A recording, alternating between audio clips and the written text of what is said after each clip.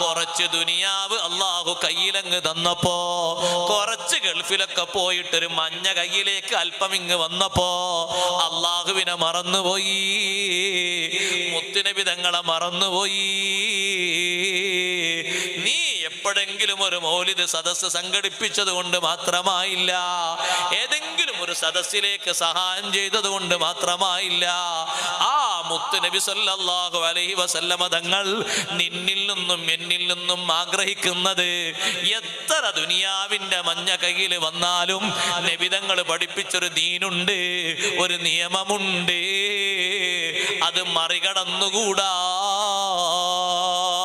അല്ലാഹുവിന്റെ റസൂൽ ഏറ്റവും ഈ ഉമ്മത്തിൽ പേടിച്ചത് അതാണ് ഇപ്പൊ സംഭവിച്ചു കൊണ്ടിരിക്കുന്നത്.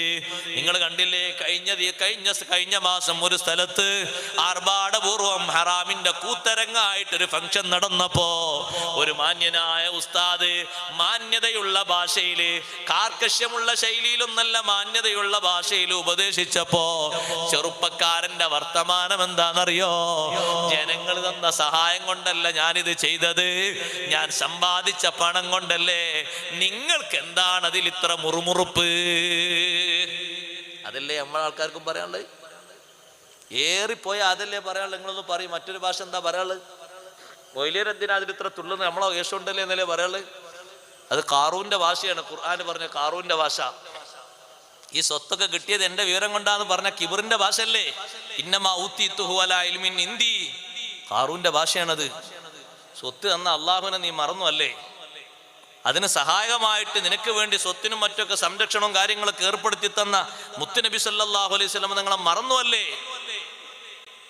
നബി സല്ലല്ലാഹു അലൈഹി വസല്ലം നിങ്ങൾ പറഞ്ഞിട്ടുണ്ട്, ഈ ഉമ്മത്തിൽ ഏറ്റവും കൂടുതൽ ഞാൻ പേടിക്കുന്നത് ഇന്ന ലികുല്ലി ഉമ്മത്തിൻ ഫിത്ന, ഓരോ ഉമ്മത്തിനും ഓരോ ഫിത്നയുണ്ട്.